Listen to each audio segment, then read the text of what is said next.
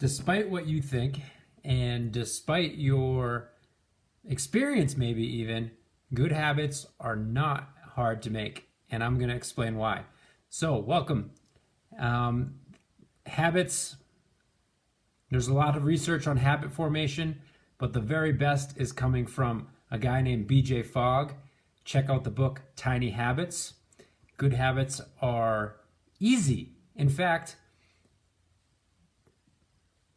we are habituated all the time, and we are habituated very easily. And again, I'm going to explain why. So,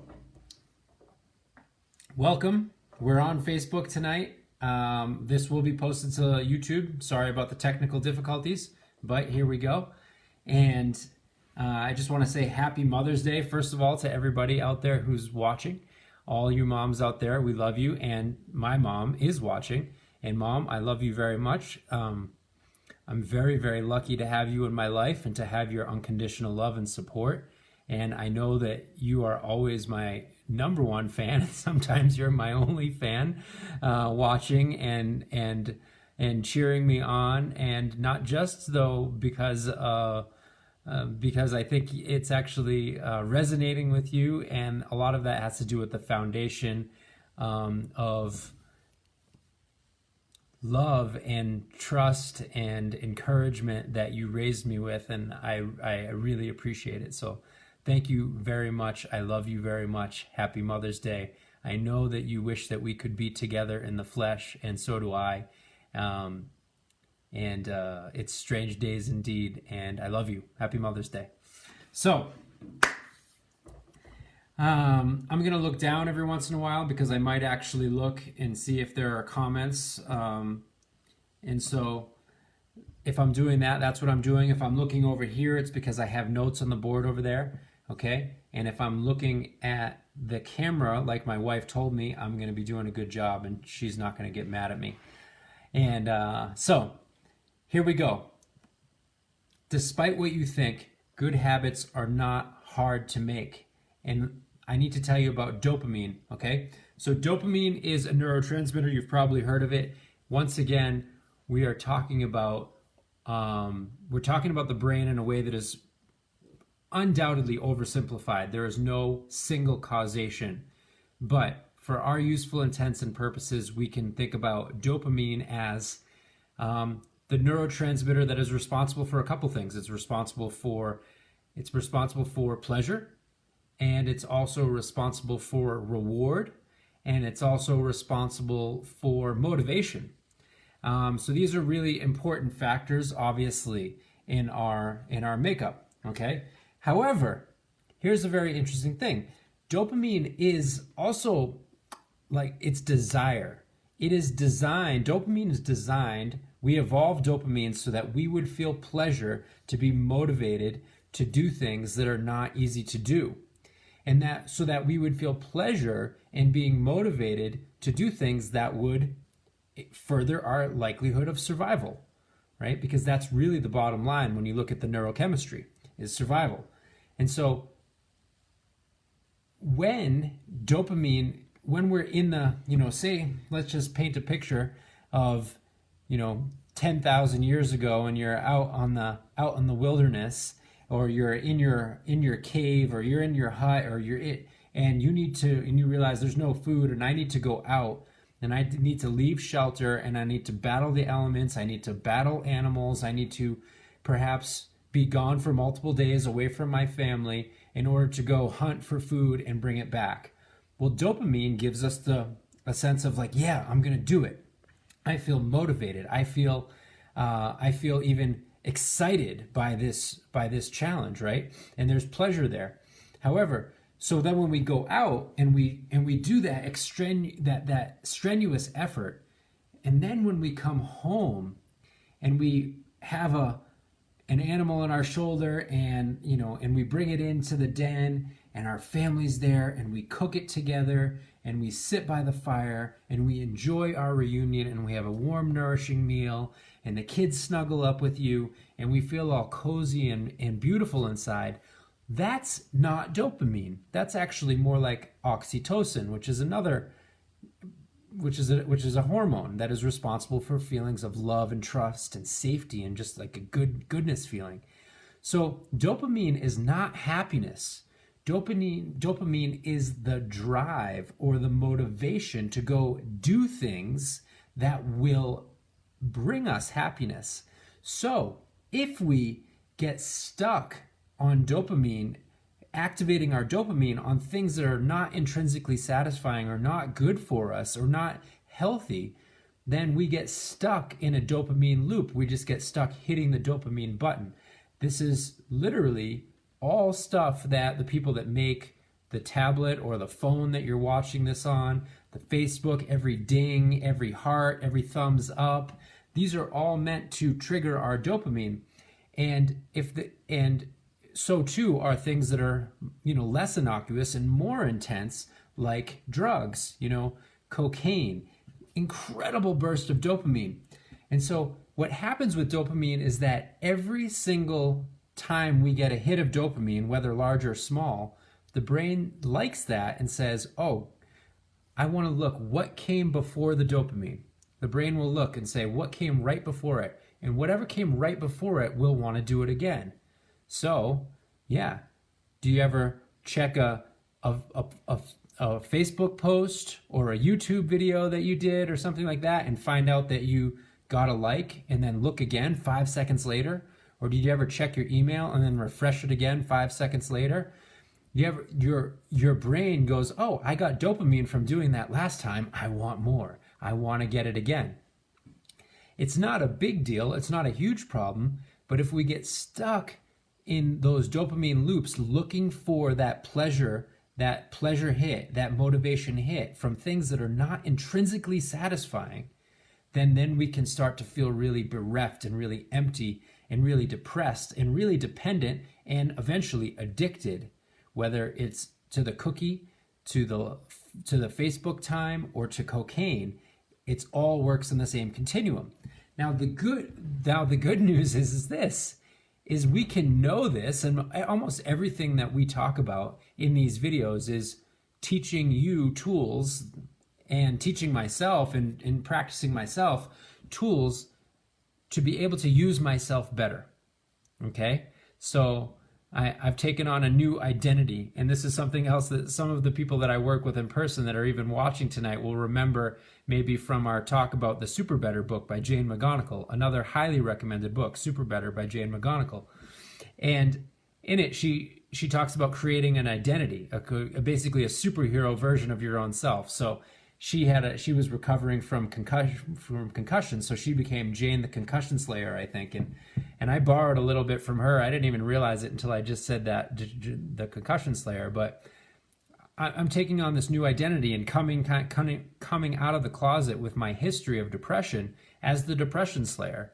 So these are tools and resources for you to slay depression, which also is related to anxiety and trauma and all sorts of other things that are all related when the nervous system is stuck in either fight, flight, or freeze, anger, fear, or depression.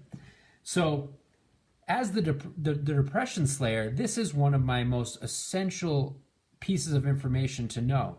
Anything that gives me dopamine, my brain will look what came before it, and it'll say, I want to do that again. And so it's easy to make habits if you learn how to give your brain dopamine immediately following the thing that you want to habituate.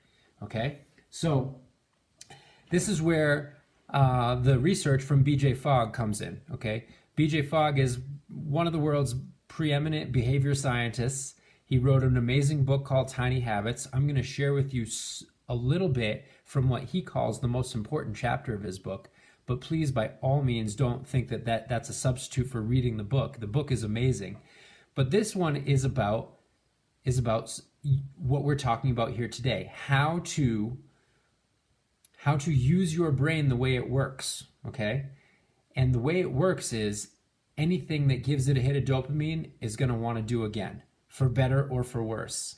And so I want to take charge of that for better or for worse principle and give my brain dopamine every single time it does something that I want it to do again. If it sounds a little bit like training yourself, it is. This is one of the mottos of the work that I do: train your brain or remain the same. And this is taking the animal part of my brain and using the human part of my brain to design training routines to train the animal part of my brain so that I, the human, the master, is in charge of the animal and not the other way around. Now, when I am a slave to my impulses, my addictions, my cravings, and dopamine is running me around ragged looking for satisfaction in things that aren't satisfying, drugs, Facebook, whatever it is, then the dog, the animal, is in charge of the master. The dog is walking the master at that point. So to be happy as a human being, we need to flip that back and we need to take control. And knowing how our mechanism works is a really good way to do that. So I know that I can use this principle to my benefit instead of to be at effect. Because rest assured, the people that made the app, the Facebook app, they also know this. And do I want them to be in charge of my attention, or do I want myself to be in charge of my attention? The people that make the news, the people that make commercials, the people that, do I want them in charge of my attention, or do I want me in charge of my attention? Okay? So I want to be in charge of my own health and wellness. So I'm going to habituate myself using this trick. And so what BJ Fogg talks about is to celebrate every single tiny habit. That's the name of his book, Tiny Habits. And this isn't every kid gets a medal. This isn't politically correct. This is just knowing how your nervous system works and using it to your advantage. And so every single time you notice something moving in the right direction, celebrate it. And there's a specific way to do this. And he talks about, or this is something that I've worked on from other angles, but it's basically a signature feeling, okay? And I'm going to amp up what he has in his book a little bit with some other techniques, with some other tools, okay? So the tiny changes, yes, exactly, Patty. The tiny changes to celebrate. So he asks a couple questions that are really great to find out your way to celebrate it. But I can tell you a story about mine. You've maybe noticed a picture that I have on Facebook and stuff, and I have it right here on my desk, and I'm going to show it to you. Right? It's this picture, right? Because that is a signature. That posture, that image, that gives me a feeling of yes, I did it. That's dopamine. That yes. Now you're going to have maybe something different. It's not maybe going to be the exact same thing or the exact same word. And the point is that you have to find something that feels authentic to you, because you have to find something that actually lights up your dopamine. So and the more, when you get good at it, you don't need to actually do the physical posture. You can just think about it and you can activate it. And the more you practice it, you can add this little component right on the tail end of anything positive that you do. Get a little dopamine, and then your brain is going to want to do that thing more and more and more. And that is how you can make a habit easy to develop. It does not need to take months. As even I've said in the past, that's old research. It does not necessarily need to be a hard struggle. In fact, most of the time, when we do the hard struggle thing and we think, oh, I got to keep doing this every day, usually we quit, right? Because we're not having enough fun. There's not enough dopamine. There's not enough pleasure involved. We're trying to whip ourselves into shape. And that doesn't work. Eventually, the dog will rebel and bite you if you try to whip it into shape. Now, so we need to become more like a dog whisperer or a horse whisperer. And we need to train our brain with skill, ease, kindness, playfulness, pleasure. And a happy brain learns better. Period. End of story. And again, this is not political correctness. Everything is, pat your kid on the back, give them a cookie for being able to tie their shoe. There's a way in which that can become problematic, but this is just skillful means. This is just using your brain the way it works, the way it's designed to your advantage, okay? So let's come back to the signature. So here's this thing I got, right? Boom. So I celebrate my successes. And if you want to find your signature, he poses 3 scenarios. And so just think about these things for a second. Imagine that you have you're applying for a dream job. COVID's over.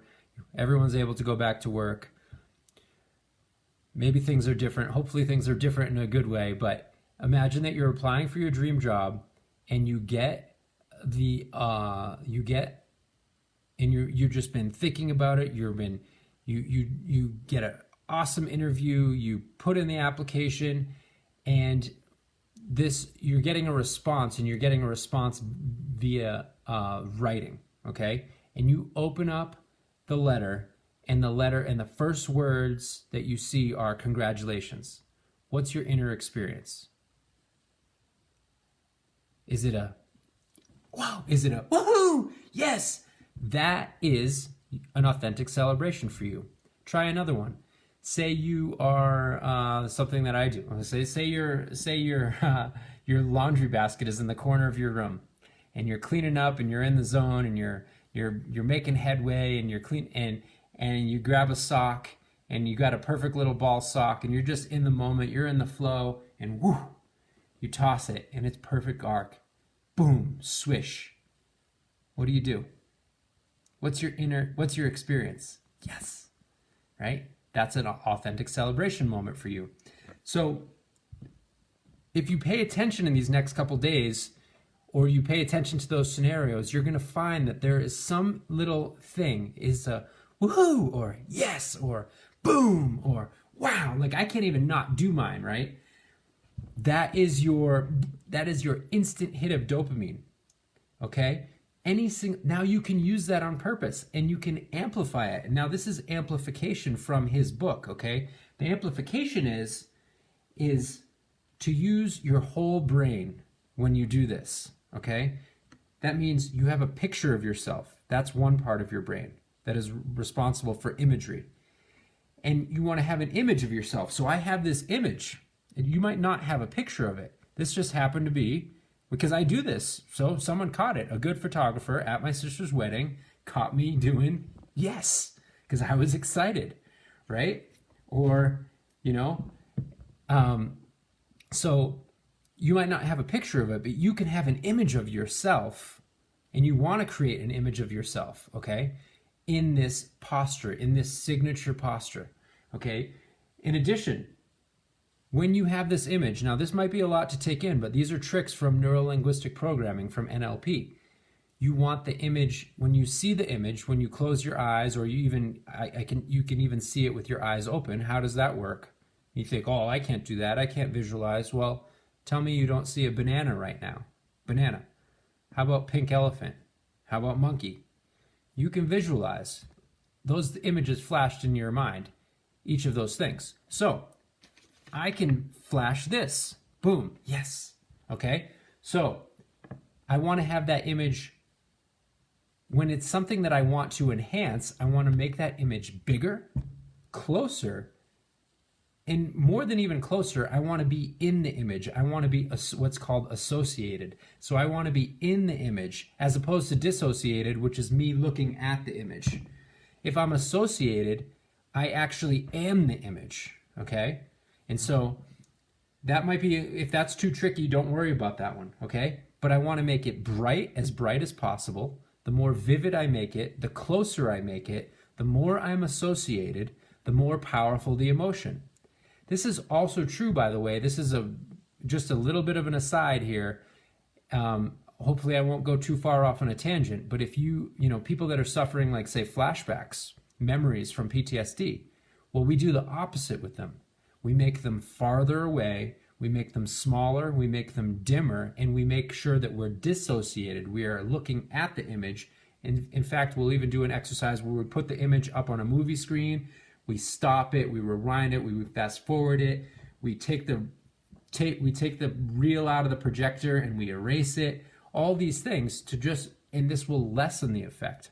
But I want to increase the effect with this one. This is my signature strength, right? So I'm going to make it closer. I'm going to be associated. I'm going to be in it. I'm going to make it vivid and brighter and bigger. And that's going to enhance the emotional experience. Okay. So that's all the image part. Now, next is the sound part.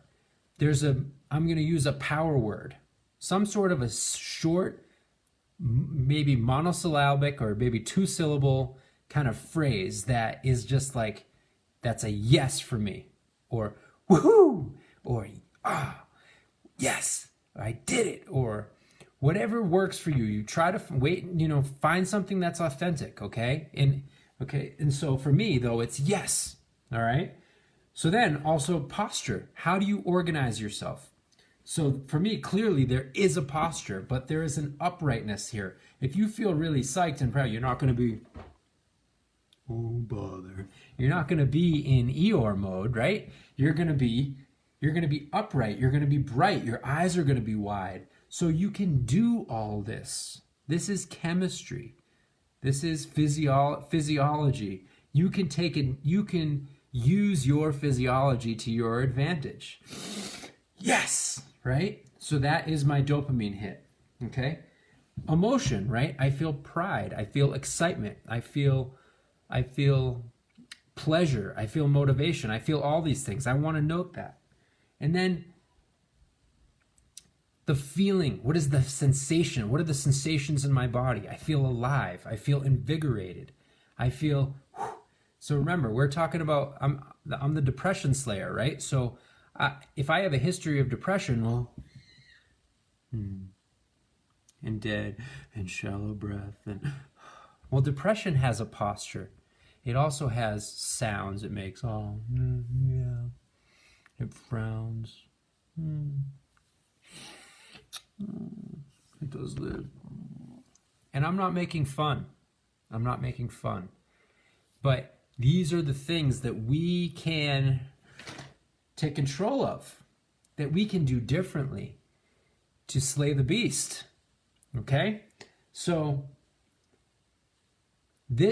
when I do this, now one of the keys to making it easier to create a habit by using this dopamine trick is it has to be immediate, and it has to feel authentic, right? So if you feel like you're just like, if it doesn't feel real, like maybe don't borrow my yes. Maybe it's not a double fist thing. Maybe that's not your thing. But it has to feel authentic, and you have to actually get the feeling of like, yes. I don't know how else to say it except for to show you my yes. And so how does this work though? Well, this works by so every single time I do my fog breathing, remember? And then, yes. Okay? Now, sometimes I'm not going to be in a position. I don't want to do the out loud.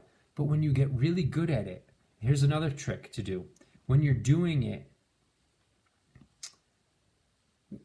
when you feel that signature and you put all those things together of the visual, the posture, the feeling, the sound, you can do it all internally. The more you practice it, the more you will fire that as a habit, and that will be a neural network that you can do with just the minimal of movement. So like my hand's down below me, so I normally, but say it was underneath the desk, right? I'm just gonna show you. I just go, yes. And I can generate it now internally. Without you even knowing, I can generate it. Right? And so that's boom, and it becomes easy and automatic. That's a habit. A habit is anything that you do that has become easy and automatic. And it used to be, and these is something that I've said, which is also true, there is something to the frequency, intensity, and duration. But this is a way to increase the intensity part of the equation. Frequency times intensity times duration equals a habit. Anything you do with enough frequency, intensity, and duration will become easy and automatic, right? And so this is something that is now easy and automatic for me. Yes, right? And so I can do it easily just by thinking about it. I don't have to do the whole posture. I don't have to say it out loud. But now, as I'm playing with this more and with the tiny habits thing, and I'm just 1 micron in the right direction movement, and I am doing it every single time I do something that I want to reinforce, I am kind of amping myself up and amping up the way in which my brain programs things. This is just being skillful, okay? So how do I make it live? How do I make it real for you? So I got 4 minutes to go. So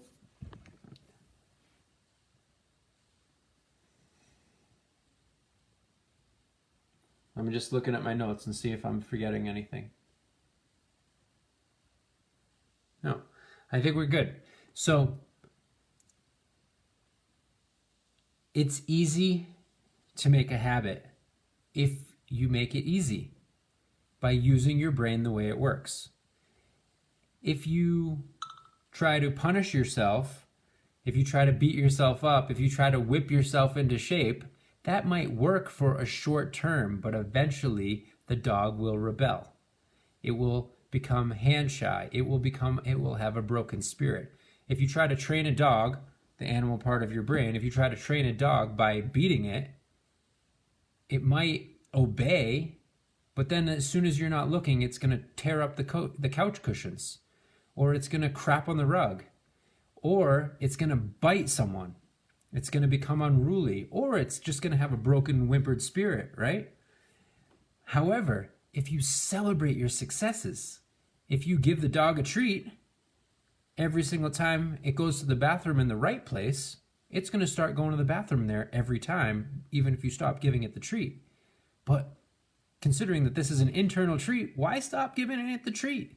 You can keep giving yourself the treat, the real treat of intrinsic satisfaction. And why this is different than the Facebook thing, bing, or the drug or the cookie, is that this is internal. And when you make your own happiness, then it's yours. It's real. No one can take it from you. You're free. You're not dependent. You are independent. You are interdependent. And you have what is called self-efficacy. And so now coming full circle to being this theme of the depression slayer, the number one factor that people feel when they're depressed is they feel hopeless and helpless. They feel a lack of what researchers call self-efficacy. They feel like they have no influence or control in their life. And so they either feel really frozen and down about that, or they feel angry about that, or they feel afraid about that. It's all depression. It's all different ways of feeling disempowered. But when you learn how to empower yourself and generate your own happiness using your own body, your own mind, your own energy, your own brain, when you learn to train your brain, you have the definition of self-efficacy. You are empowered. And when you are empowered, depression is gone. In order for depression to exist, you have to feel disempowered and incapable of influencing your own circumstances. And this is fundamentally a tool to influence your own circumstances on a moment-to-moment basis, and to train your brain to do the things that you want it to do more often by rewarding it. Yes, you got this, right? So find your signature, tie an image to it, see yourself, make that image big, bright, close. Have a power word that goes with it that works for you. A yes, a whoo, a boom, whatever it is. Get fired up. Okay? Feel the posture of it. Feel the feelings in your body. Anchor it in. Well, how you anchor it in is that feel that whole signature sensation in your and you store it and code it by practicing it. And then use it every single time you do something good, every single time you do something positive, every single time you take even the tiniest step in the right direction. Celebrate. Woohoo! All right. This is how you make habit formation easy. This is how you slay the beast of depression. Coming to you from the Depression Slayer. These are tools and tricks that I've learned along the way to slay the beast of depression in my own life, and I hope they are helpful for you. And please share them if they are. And that's it. Love you all. Have a great night. That's our time. Please, questions in the comments below. I will be going back to YouTube once I get my technology thing sorted out. Happy Mother's Day once again to all of you out there, and love you all. Good night.